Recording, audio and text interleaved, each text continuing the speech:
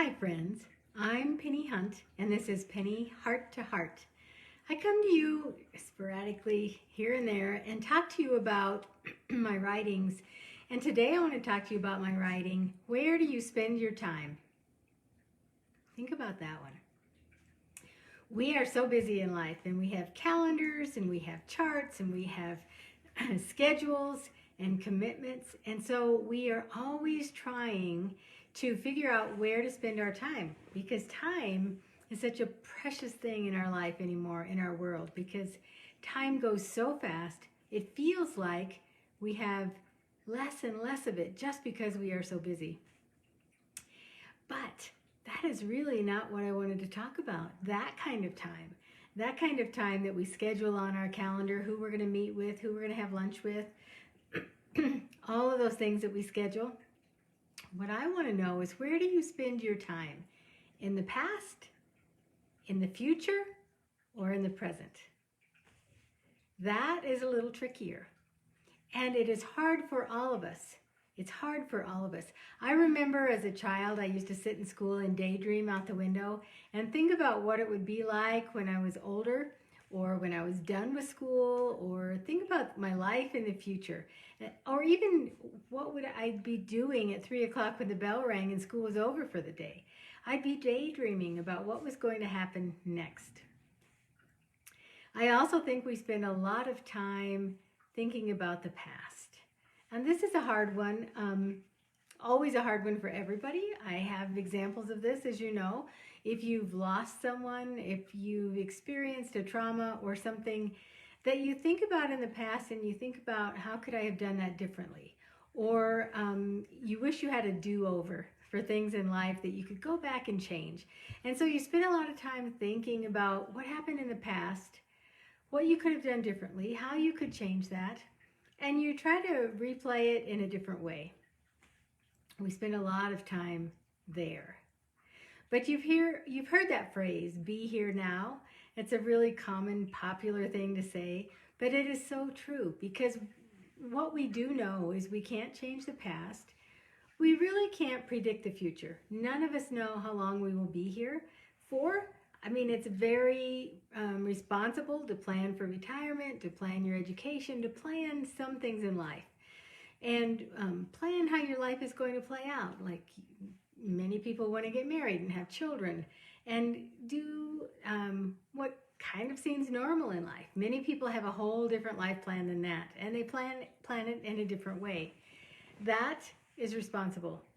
But when you start living in the future of daydreaming about things that you can't control and spending way too much time there, so much time in the future, that you're missing what is happening right here in front of you right now, that you're missing the glorious days, the sunrise, the sunset, the people that are with you now, because you're too worried about the future. Your kids will grow up in a blink, and you've been so worried about the future that you miss their growing up. Your parents are aging, and you're so worried about your future and keeping track of things that you don't spend as much time with them maybe as you should. Oh, so many things. The same thing happens when you live in the past. If you live in the past and you're missing someone, or you're missing a situation, you're missing a different life that you used to have, or as many of us do, as we all do, we age and we live in the past of our youth and think that was such a good time, and why do I have to be aging? There's so many reasons we can live in the past. The other thing that happens is kind of a combination of both of these. I find myself once in a while wondering and daydreaming and living in a fantasy future. And what I mean by that is, I will think of people that I have lost, and I daydream about what their life might be today.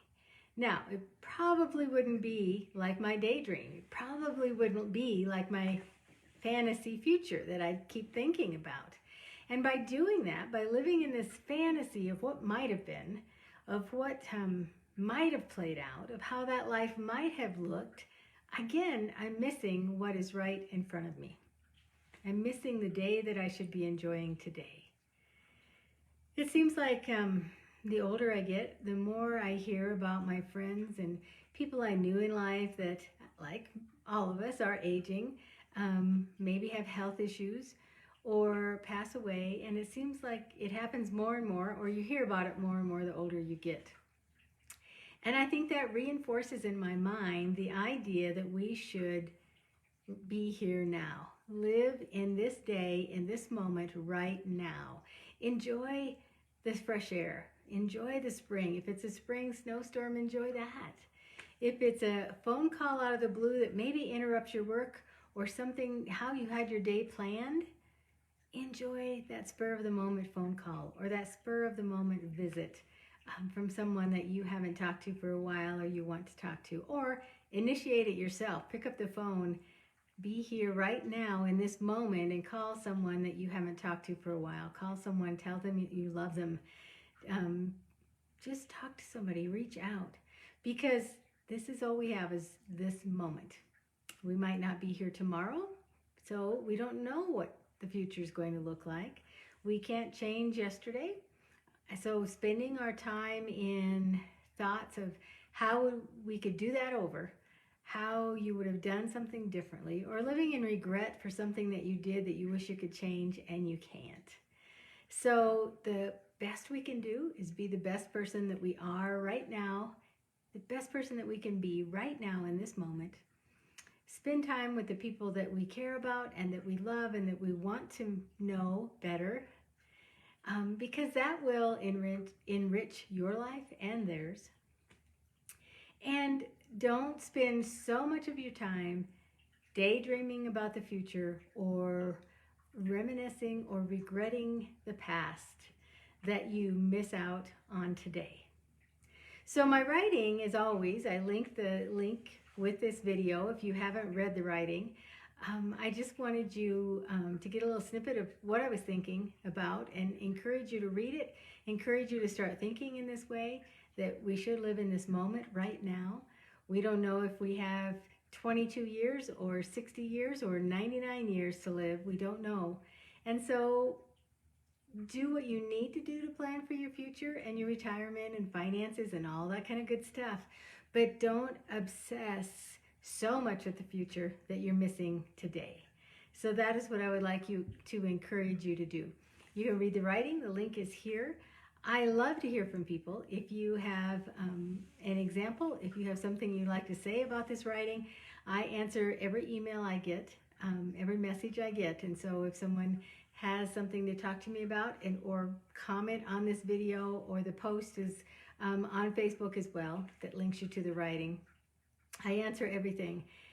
Sometimes if I'm working, I might take a day or two, but I will answer you if you send me a message.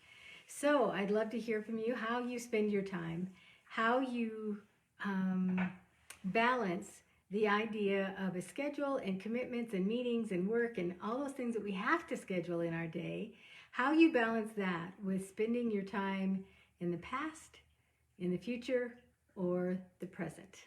That is what I like to hear about, and that's what this writing is about.